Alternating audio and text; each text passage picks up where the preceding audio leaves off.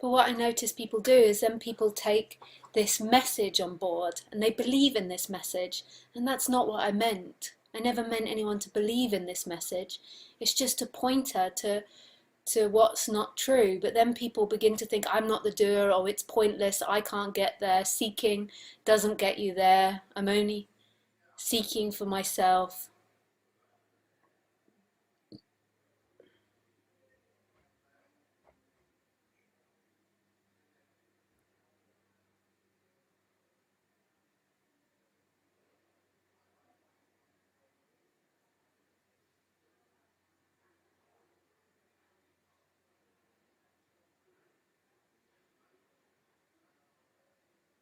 And so then it begins to live in that world and become very apathetic. And those that were already apathetic and felt powerless just use it as another way to feel more powerless. This is a constant exploration. This isn't getting stuck in any thought systems.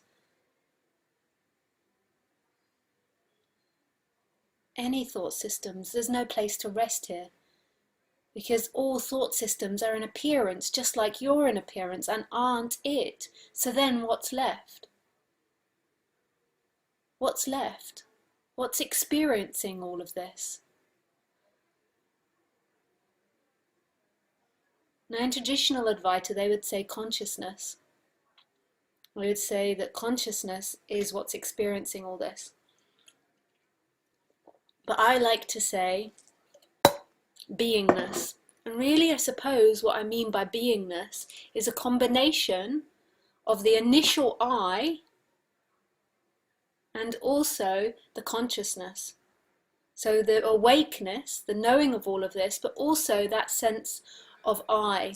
Now, the way that it's spoken about traditionally is that consciousness is prior to it, is prior to the initial I or the initial sense of being, and that consciousness is the ultimate. But if you listen to like Buddhists or certain speakers, they actually would say actually consciousness too is form, like too is something that you can think about, and actually what it is emptiness and fullness simultaneously, no thing and everything. And so the reason why I would say it's kind of, when I mean beingness, I mean no thing, everything, and I kind of mean the consciousness and the I, the initial sense of being, as being it. Because the being side, the everything side, is love. So as soon as it comes into manifestation in this world, there is a sense of love. Now in some awakening experiences, it all gets peeled back and you see that this consciousness that's empty of everything. But consciousness never remains not conscious of anything. It's always mixed, and always should be mixed, with something happening. Like there's always only existence. So I mean kind of, when I say beingness, I'm trying not to split everything off. And even though the traditional teachers would eventually say that consciousness too isn't it, because it's not something behind, it's not something you can perceive.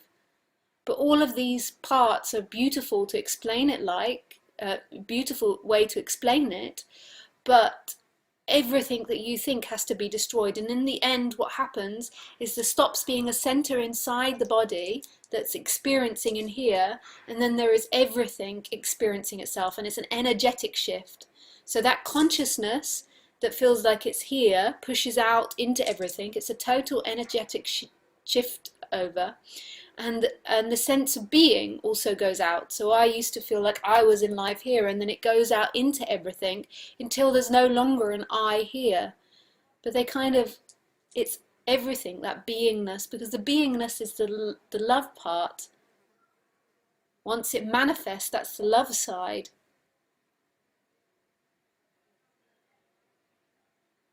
So you can't find one without the other. But you don't need to work this out too well. It's just a sense of it. And none of the teachers they all disagree and they all put it in very particular ways, and this is right and that's right. None of the ways in which we speak about it's ever going to be right. It's more a resonance when I'm speaking of love, like a forgetting of yourself. And when you feel love, you begin to feel less identified. You're feeling more into everything, until there comes a point when there is no difference between you and the outside. And then Lisa carries on appearing, but she's no longer the experiencer anymore. She's an experience.